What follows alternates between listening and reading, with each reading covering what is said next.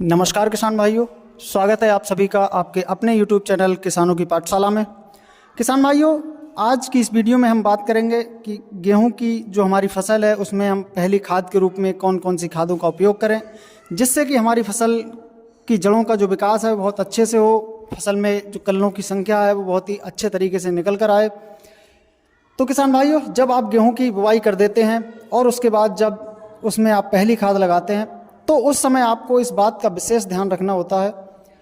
कि आपको अपनी फसल में ऐसे खादों को शामिल करना है जो कि आपकी फसल में एक अच्छी टेलरिंग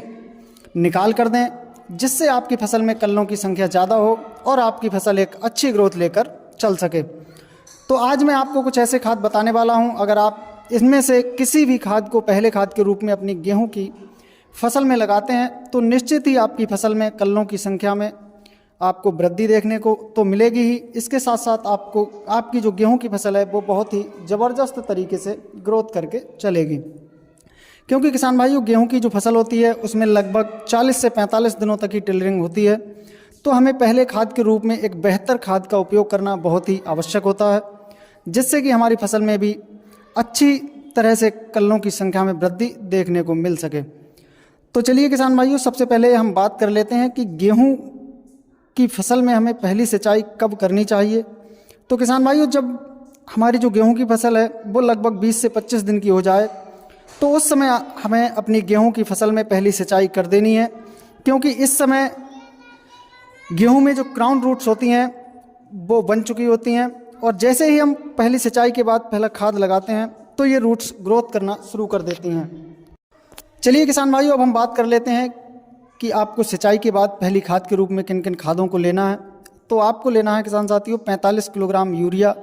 और दूसरा आपको लेना है 500 ग्राम ह्यूमिक एसिड 98% वाला।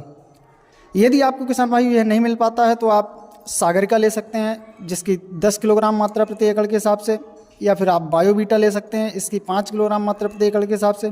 या फिर आप FMC कंपनी का फ्यूराग्रो GR भी ले सकते हैं, इसकी भी 5 किलोग्राम मात्रा को प्रति एकड़ के हिसाब से आप अपनी गेहूं की फसल में पहली खाद के रूप में लगा सकते हैं। किसान भाइयों, अगर आप इसके साथ सल्फर WDG 80% की 3 किलोग्राम मात्रा को प्रति एकड़ के हिसाब से शामिल कर लेते हैं तो आपको और भी बेहतर परिणाम देखने को मिलेंगे। किसान भाइयों, अगर आप ये खाद अपनी गेहूं की फसल में पहली खाद के रूप में डालते हैं तो आपकी जो गेहूं की फसल है वो बहुत ही ज़बरदस्त तरीके से ग्रोथ करके चलेगी, उसमें जो कलियों की संख्या है वो बहुत ही अच्छी देखने को मिलेगी और आप अपनी फसल से एक अच्छा उत्पादन प्राप्त कर पाएंगे। किसान भाइयों, जानकारी पसंद आई हो तो वीडियो को लाइक एवं शेयर ज़रूर करें।